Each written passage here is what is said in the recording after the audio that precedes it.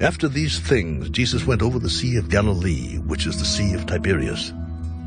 Then a great multitude followed him, because they saw his signs which he performed on those who were diseased.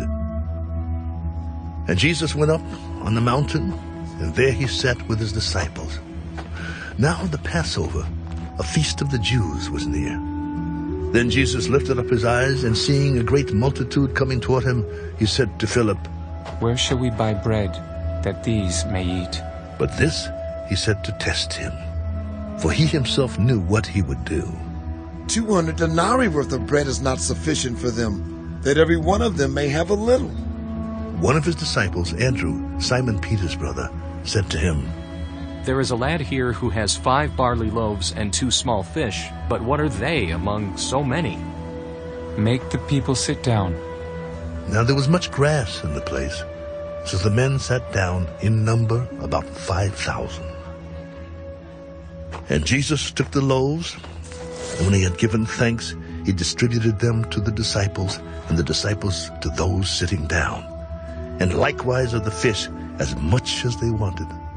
So when they were filled, he said to his disciples, "Gather up the fragments that remain, so that nothing is lost."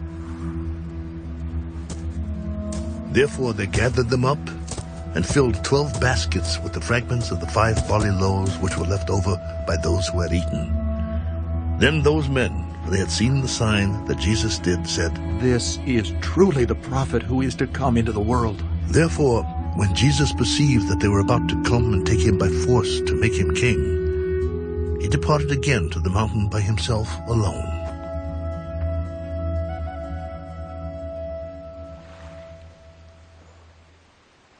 Now when evening came, his disciples went down to the sea, got into the boat, and went over the sea toward Capernaum. It was already dark, and Jesus had not come to them.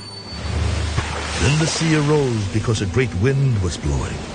So when they had rowed about 3 or 4 miles, they saw Jesus walking on the sea and drawing near the boat, and they were afraid.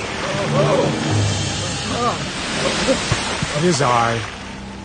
Do not be afraid." Then they willingly received him into the boat, and immediately the boat was at the land where they were going. On the following day, when the people who were standing on the other side of the sea saw that there was no other boat there, except that one which his disciples had entered, and that Jesus had not entered the boat with his disciples, but his disciples had gone away alone. However, other boats came from Tiberias near the place where they ate bread, after the Lord had given thanks. When the people therefore saw that Jesus was not there, nor his disciples, they also got into boats and came to Capernaum, seeking Jesus. When they found him on the other side of the sea, they said to him, "Rabbi, when did you come here?" Most assuredly, I say to you, you seek me, not because you saw the signs, but because you ate of the loaves and were filled. Do not labor for the food which perishes, but for the food which endures to everlasting life, which the Son of Man will give you, because God the Father has set his seal on him. What shall we do that we may work the works of God? This is the work of God, that you believe in him whom he sent.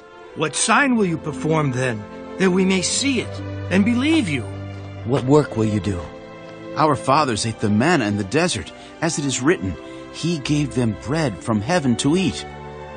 Most assuredly I say to you, Moses did not give you the bread from heaven, but my Father gives you the true bread from heaven. For the bread of God is he who comes down from heaven and gives life to the world. Lord, give us this bread always. I am the bread of life. He who comes to me shall never hunger, and he who believes in me shall never thirst. But I said to you that you have seen me, and yet do not believe. All that the Father gives me will come to me, and the one who comes to me I will by no means cast out. For I have come down from heaven, not to do my own will, but the will of him who sent me. This is the will of the Father who sent me, that of all he has given me, I should lose nothing, but should raise it up at the last day. And this is the will of him who sent me, that everyone who sees the Son and believes in him may have everlasting life, and I will raise him up at the last day. The Jews then complained about him, because he said, I am the bread which came down from heaven. Is not this Jesus, the son of Joseph, whose father and mother we know? How is it then that he says, I have come down from heaven? Jesus therefore answered, Do not murmur among yourselves. No one can come to me unless the Father who sent me draws him, and I will raise him up at the last day. It is written in the prophets, and they shall all be taught by God. Therefore everyone who has heard and learned from the Father comes to me. Not that anyone has seen the Father except he who is from God. He has seen the Father. Most assuredly I say to you, he who believes in me has everlasting life. I am the bread of life. Your fathers ate the manna in the wilderness and are dead. This is the bread which comes down from heaven, that one may eat of it and not die. I am the living bread which came down from heaven. If anyone eats of this bread, he will live forever. And the bread that I shall give is my flesh, which I shall give for the life of the world. The Jews therefore quarreled among themselves. How can this man give us his flesh to eat? Most assuredly, I say to you, unless you eat the flesh of the Son of Man and drink his blood, you have no life in you.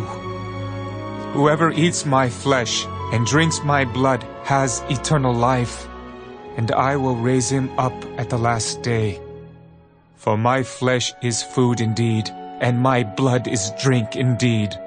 He who eats my flesh and drinks my blood abides in me, and I in him.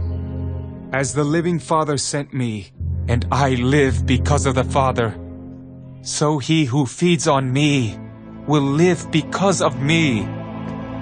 This is the bread which came down from heaven, not as your fathers ate the manna and are dead.